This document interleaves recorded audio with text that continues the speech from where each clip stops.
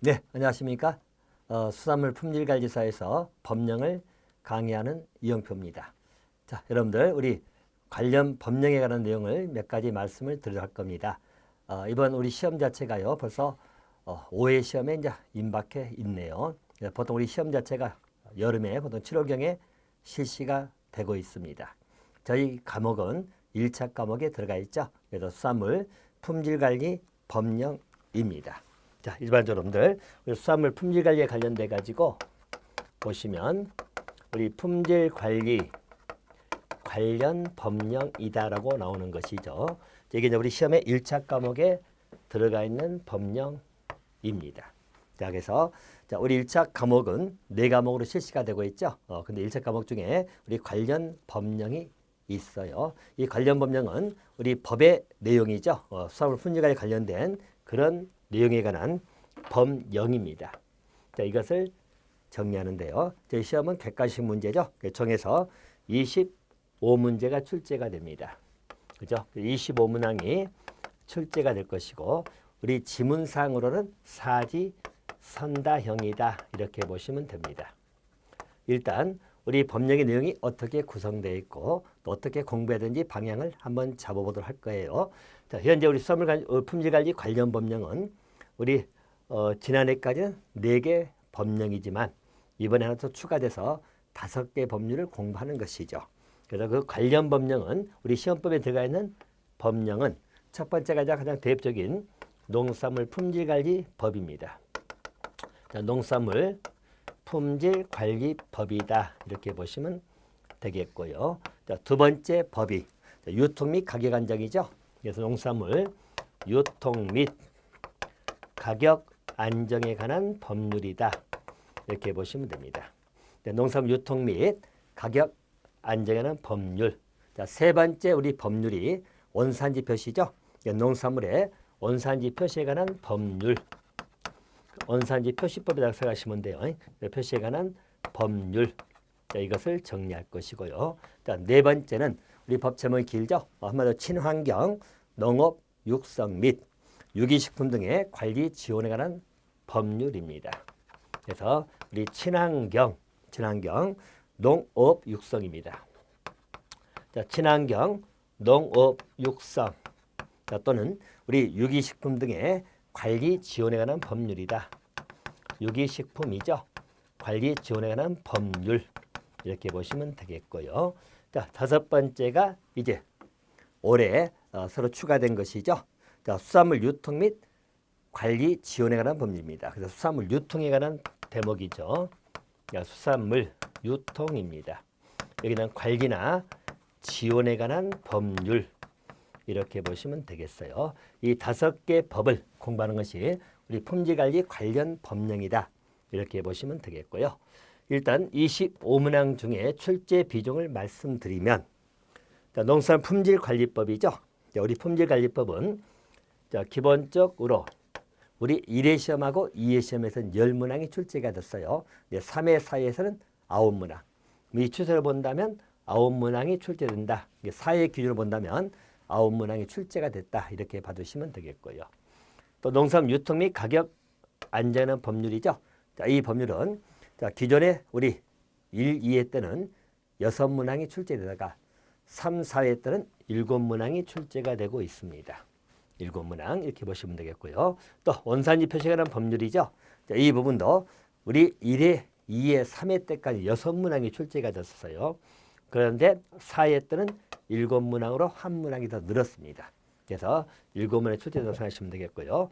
또 친환경 농업 육성 및 유기식품 등의 관리 지원하는 법률이거든요. 자, 이 문제는 기본적으로 3문항이 출제가 되다가 4회 때는 2문항이 출제가 됐습니다. 자, 그래서 이제 기존에 우리 1회, 3회 놓고 보면은 우리 농산물 품질관리법이 10문항 있는데 9문항 됐고요. 유통가격은 6문항인데 7문항 됐고 또 원산지 표시도 6문항이 출제되다가 1문장이 더 나오고 친환경법은 3문항이 출제되다가 2문제로 좀 다운됐다고 보시면 됩니다. 물론 수산물 유통 관리 지원하는 법률은 이번에 들어왔기 때문에 이 부분은 이제 보통 예상은 두세 문제 정도 예상이 되거든요. 그럼 이 부분이 이제 약간 조정이 되겠죠. 자, 그래서 일단 출제 비중은 이렇게 잡아두시면 될 것 같습니다. 자, 그래서 일단은 우리 출제 빈도로 본다면 위에 세 가지 법이 보통 중심이 되겠죠. 세 가지. 근데 특히 농산물 품질관리법은 가장 많이 출제가 되는 대표 법입니다. 알겠죠? 그리고 유통가격안전 온산표시서 7번이 출제가 되기 때문에 내용 자체는 출제 비중은 높다. 이렇게 봐두시면 됩니다. 그리고 이 수산물 유통 관리 지원의 법률이 새로 들어왔기 때문에 우리 대표 뭐 이력 추적 관리 문제가 보통 출제가 안 됐었는데 이제 이쪽 법이 범위에 들어오면서 이력 추적 관리 문제도 출제가 될 것이다라고 예상은 됩니다. 어쨌든 이 부분도 뭐 보통 우리가 예상은 뭐 2문제 이상은 나오겠죠. 2개 아니면 3개 정도는 일단 예상을 하시고 준비하시면 될 것 같습니다. 자, 이제 문제는 우리 법령 내용은 그래요. 일반적으로 법을 전공하지 아니하신 분들이 법령을 공부하려고 보면 굉장히 양이 많고 또 모든 걸 암기하는 생각하니까 굉장히 좀 답답함은 있어요. 근데 우리 법을 공부할 때 기본적인 요령을 먼저 말씀드리겠는데요. 먼저 법령의 의미를 잠깐 설명드리면 이렇습니다. 자, 보편적으로 여기 나와 있는 것은 전부 다 법률입니다. 법률. 자, 법률이 나올 때 국회에서 만든 법이죠. 근데 법률이 만들어지면 보통은 우리 시행령이 만들어집니다. 자, 법률을 구체화시키기 위해서 시행령이 나와요. 그래서 농산물 품질관리법 시행령, 또 유통가격 안전의 법률 시행령. 모든 법률은 우리 국회에서 법률이 만들어지면 그 다음에 시행령이 만들어집니다. 이 시행령은 대통령령으로 나갑니다. 이렇게 보시면 되겠고요. 또 시행령이 만들어지면 그 내용을 좀 더 보충하기 위해서 시행규칙이 만들어집니다. 어느 법이든 자, 농산물 품질관리법 시행규칙 이게 있다고 생각하시면 돼요. 이 시행규칙은요. 보통은 총리령이나 부령으로 나갑니다. 총리령으로 제정이 되는 것도 있고요. 자, 보통은 부령. 자, 부령은 여러분 우리 행정각부 장관이 발하는 명령을 말합니다. 그래서 시행규칙이 있다는 것이에요. 자, 그러면 우리가 보통 법률이고요. 이 시행령, 시행규칙은 우리가 뭐라고 그러죠? 명령이라고 합니다. 물론 시행령이 더 크겠죠. 대통령령이기 때문에. 그리고 하위의 규범이 시행규칙이다. 이렇게 보시면 되겠고요.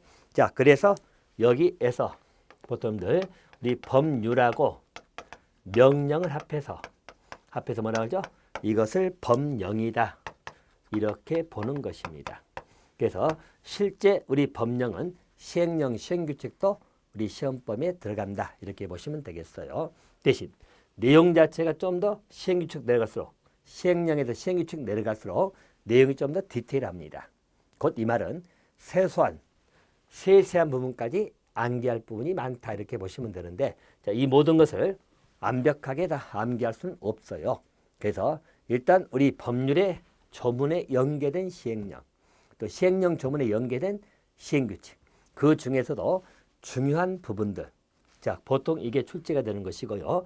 알아서 중요도를 떠나서 일종의 이제 잘 나오지 않는 부분들이 물론 나올 수는 있겠지만 자, 그런 것을 완벽히 하려면 꼼꼼하게 다 암기를 하셔야 돼요. 사실 그것은 무리고요. 또 우리 시험에서 100점까지 맞을 필요는 없잖아요. 자, 그래서 중요 부분을 중심으로 정리하시고 일단은 그 근거는 교재에 일단 근거를 두시면 됩니다. 자, 그래서 우리가 공부 방법에 관한 것을 잠깐 말씀을 드리면 일단은 여러분 교재에 충실하라고 말씀을 드릴 것이고요. 강의도 교재에 의해서 갈 겁니다. 그럼 이 교재 부분이 우리 교재 부분이 법률 정리하고 또 필요한 부분 시행령, 시행규칙이 들어가 있어요.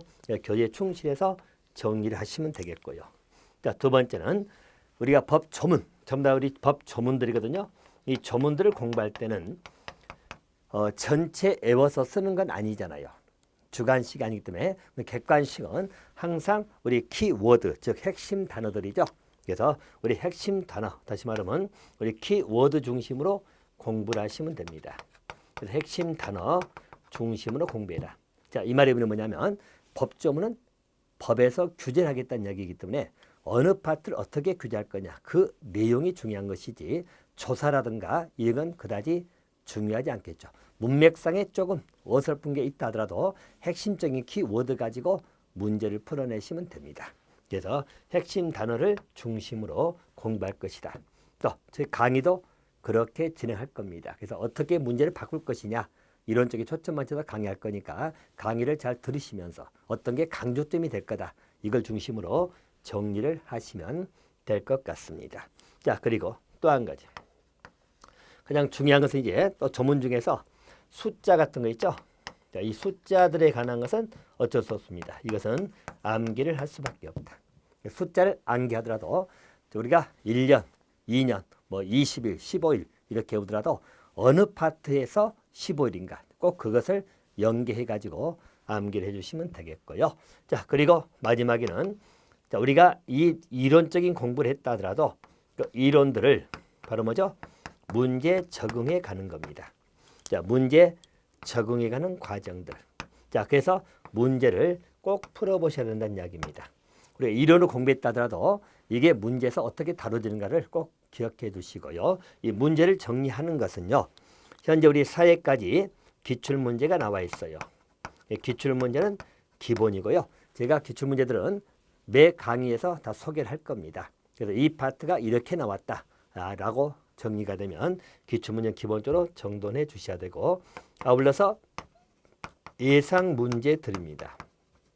자, 이런 것들은 우리 문제로 정리하기도 하고 수업 시간에 어떻게 나올까를 자꾸 강조할 거니까 이걸 중심으로 여러분이 정리해 가다 보면 처음에는 양이 많아 보여도 어느 순간에는 양이 줄어들 겁니다. 그래서 어느 정도 반복 공부를 하셔야 되기 때문에 이것을 반복해서 이 파트가 나오면 이게 문제화가 될 거다. 꼭 그것을 기억해 두시면 충분히 좋은 점수는 맞을 수 있을 거다. 그렇게 보시면 될 것 같습니다. 자, 그래서 저하고 진행하면서 제 수업을 잘 따라 들으시면서 포인트를 잘 잡으셔가지고 정리하시면 좋은 결과가 있기를 같이 바라도록 하겠습니다. 자, 같이 한번 열심히 해보도록 하겠습니다.